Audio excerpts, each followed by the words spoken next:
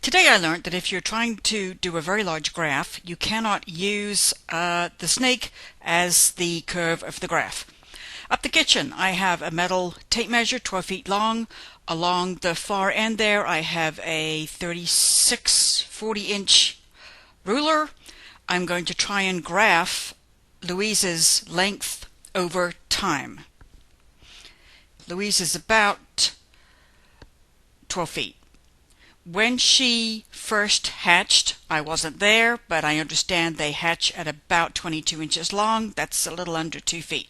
So I'm putting a dot right there at the 0 mark and the 22-inch mark.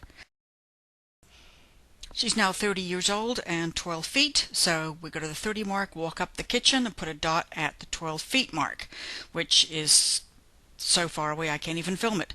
Then I tried to stretch her out between those two dots, the dot where she hatched and the dot where she is now at 30 years and 12 feet. That doesn't work.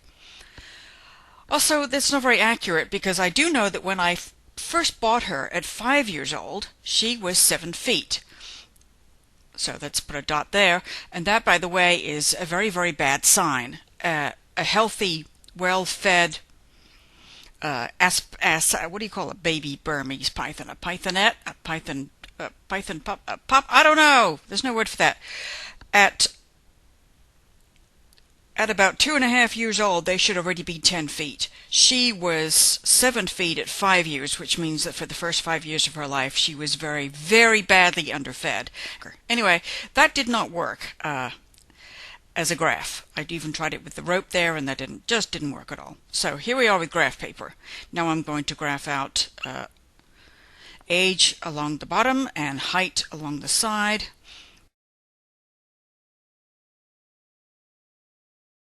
That's the dot for 5 years, 7 feet.